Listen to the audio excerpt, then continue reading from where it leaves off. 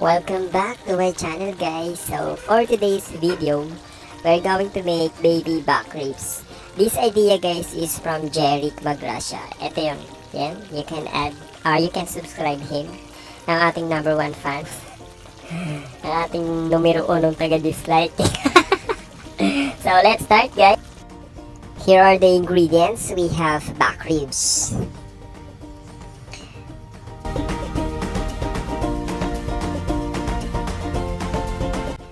garlic, then onions, tomato sauce, dairy cream,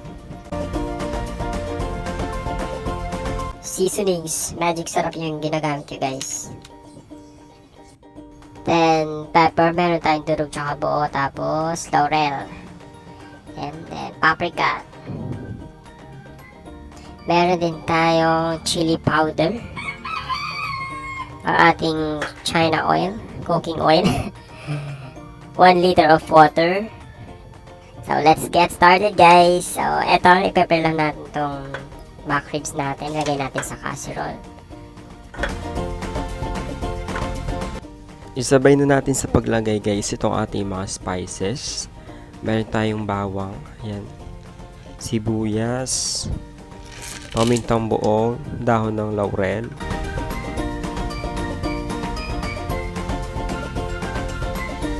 then ilagay na natin tong tubig, 1 liter lang, guys. Tapos kalibel lang dapat nung karne yung tubig natin.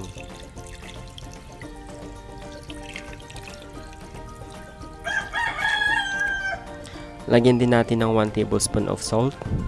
Actually, rock salt yung ginagamit ko, guys.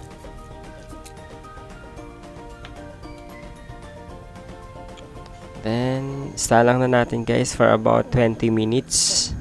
Mga 20 minutes lang to, guys. So, check natin after 20 minutes. So, ayan, kumukulo na siya.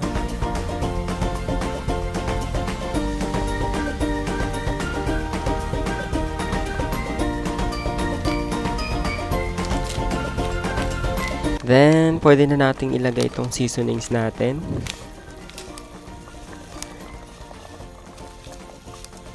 So, ayan, after natin ilagay yung seasonings, simmer ulit natin ng about 10 minutes. So, bali total ng pagpapakulo natin is mga 30 minutes, tapos gawa ulit tayo ng salang ulit natin tong back ribs natin.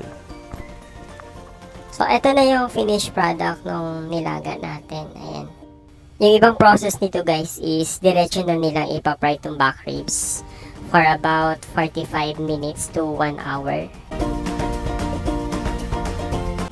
Ito naman yung proseso ng paggawa ng sauce natin, guys. Yan, maglagay lang tayo ng konting mantika. Tapos, lagay natin itong butter. Mga 1/4 ng butter. Hintayin lang natin matunaw. Yan. Tapos, yung apoy nito is dapat mahina lang, guys, para hindi masunog yung butter natin. Isatay lang natin itong sibuyas, guys. Yan.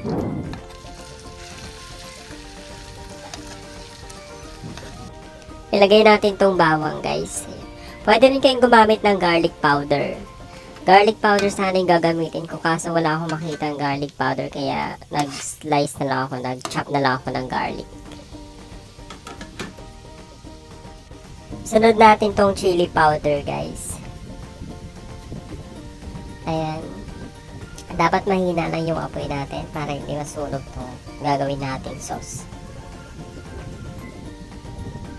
Then, paprika, 1 teaspoon din.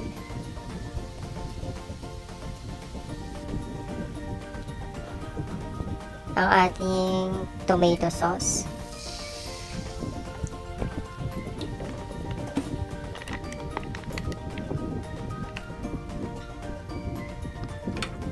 And hintayin lang natin kumulugay, tapos ilagay na natin itong back ribs natin. Yung back ribs ko, guys, is hinati-hati ko kasi sobrang laki, kaya dinivide ko siya sa 3. Ayan.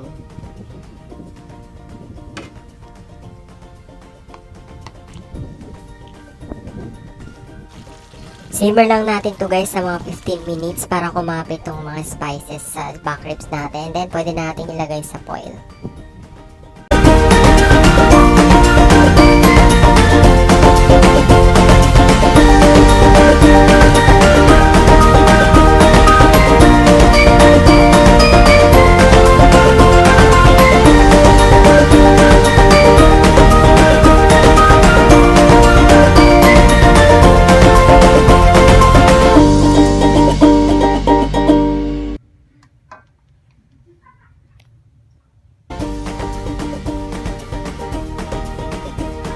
ayan, dahil wala tayong microwave, pwede tayong gumamit ng oven.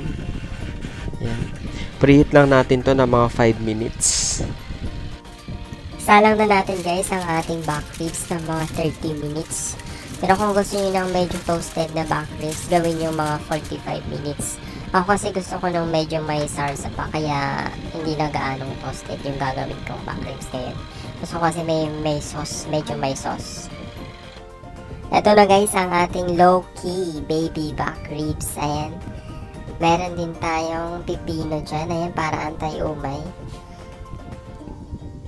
Tapos yung ginawa kong, yung sabaw nung pinaglagaan ko kanina, nilagyan ko ng fresh Mickey, tapos nilagyan ko ng gulay. Ayan, para may purpose, walang tapon dun sa ginawa natin. Ayan, ganyan na yung itsura ng back ribs natin guys, hindi gaanong toasted. So, ayan, that's our menu for the day. Sana po ay nagustuhan nyo and see you on my next video. Bye-bye!